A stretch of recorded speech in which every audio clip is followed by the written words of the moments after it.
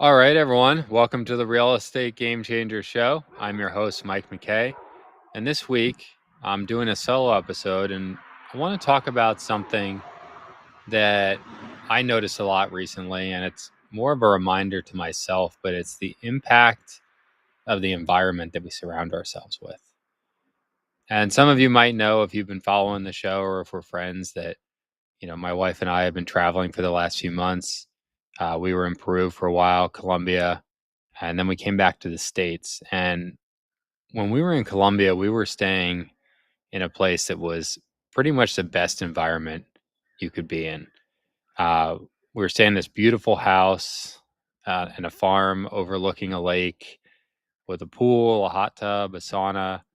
Um, we had people helping us prepare meals for us. It was a great environment. And what I noticed being in that environment was that things in the business actually came a lot easier too. I had a lot more clarity, and I kind of never realized before how much really the environment can impact you. I'd always heard that people say like your environment's everything, and I didn't realize how much of an extent it can have an impact. And I didn't really realize, like, I knew we had a lot of traction when we were in Colombia, and I did realize a lot of it was from the environment. But then we came back to the US and we kind of landed in Jacksonville super late. And then we had to go right the next morning. We drove up to North Carolina to a wedding. And then after that, we did spend a few days in a nice place in North Carolina. And then we decided to visit my parents up in Connecticut. But I felt like during that few week period that we were doing those things, when we came back to the States, we didn't really have as much traction. As in fact, like, things started to feel a little bit harder.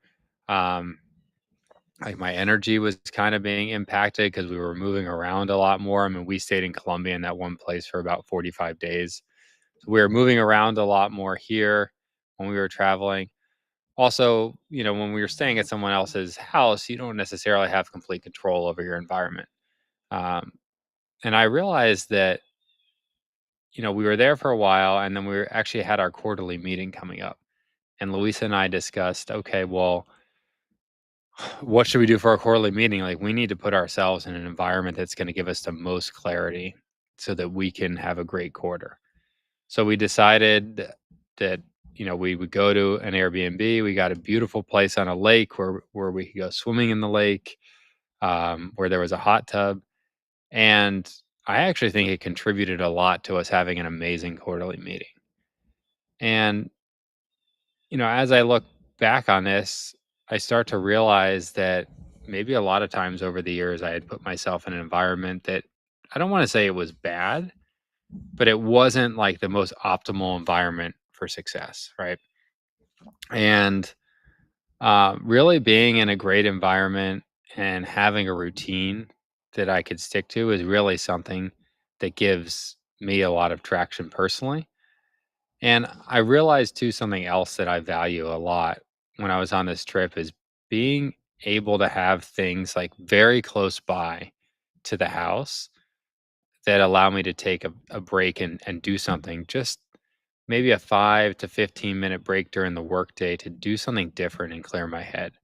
So to have a pool, to when we were living in Neptune Beach, to be able to walk out to the ocean, to jump in the ocean, right? Or to have a hot tub, or to be able to, one of the properties we stayed at was on about 20 acres, to be able to just go out and take a hike and sit by the river for 15 minutes.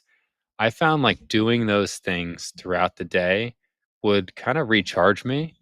And I'd often, before I took those breaks, I would be working on something and I'm like, I'm just not making any progress. Let me go take a break.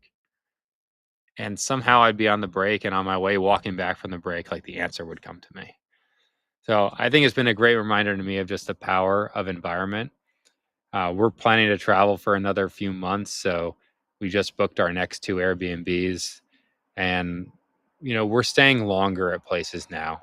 I think we realized as well that we like to stay in a place for a long time to be able to get into that routine.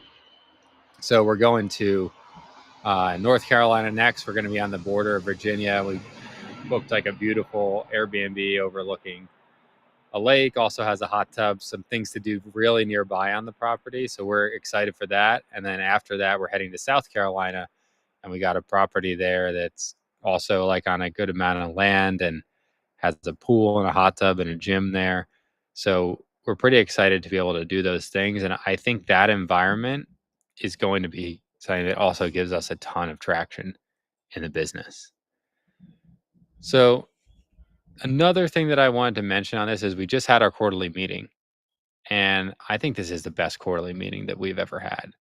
And, we've been doing them following kind of the, EOS traction framework for a couple of years now. And I feel like every quarter we do it, we do get a little bit better at it. But I feel like this quarter we like finally like really nailed it. And I think what we finally really nailed is like just keeping things simple. And it sounds so crazy, right? It's easy to say, but when you have a goal that you want to hit, there's like a lot of different ways that you could get there, or a lot of things that can get in your way. So I think the thing we did well is we first came up with a really great quarterly goal, which is to have 3 salespeople that exceed their metrics by December 1st of this year. So, and then we started going through and saying, okay, what are the things that could stop us from getting there? And, as you imagine, when you do that brainstorm, a lot of things come out. But then we really revisited and said, okay, but like, what are like the 1 or 2 things that are really going to stop us from getting there? And what we realized is it's just hiring and leadership, right? That's what it all comes down to. Like, we looked at marketing for a bit, but I realized like that's a problem that we can really easily solve just by turning up the dial on the marketing. So we only came up with 4 rocks for the entire leadership team of 4 people, but I think we chose really good ones, which are our rocks are to hire 4 people for the buyer. We call it the buyer role, but that's our closers. To hire 15 people as follow-up specialists to revive those leads. Then we're also in order to make that happen, we need to hire someone else to help us screen people through one-way interviews, because if we need to hire that many people, we're going to be over capacity. If with the, we currently have 2 people watching the one-way interviews, but we won't be able to process enough applicants. And then the final thing was just continuing to do 6 leadership training sessions for the leadership team this quarter. So I feel really good about those things. It might sound like a lot of people to hire, but what we were looking at there is like, what's the conversion rate? Like, if we hire a buyer or a closer, right? What's the sticking rate? Like, what percentage of people are successful? So if we want 3 buyers that are going to be successful and meet those metrics, we need to hire 4, because we have 1 performing buyer now, and there's about a 50% success rate for the new hires we make.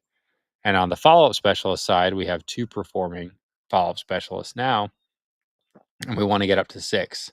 And the success rate there so far and we're working on improving this. I'm not so proud that it's only this, but it's probably about 1 in 4, maybe a little bit worse. We've made some tweaks into like who we're going to hire and technology tests and things like that. But that's why we put 15 that we're going to hire. And it sounds like a lot, but we've really built out, I've talked about this on the show before, this automated hiring system where we can really process thousands of applicants a week per job super efficiently and mostly automated, or by having, there is a portion that's manual of people watching the one-way interviews. So it's not unusual that we would be able to start a class of 4 follow-up specialists in a week. So that's really what we're focused on this quarter. I'm, planning to keep in mind really throughout the entire quarter that to put myself in the right environment in order to make success come a lot easier. So I hope this was something that everyone enjoyed listening to, and I'll see you guys next time.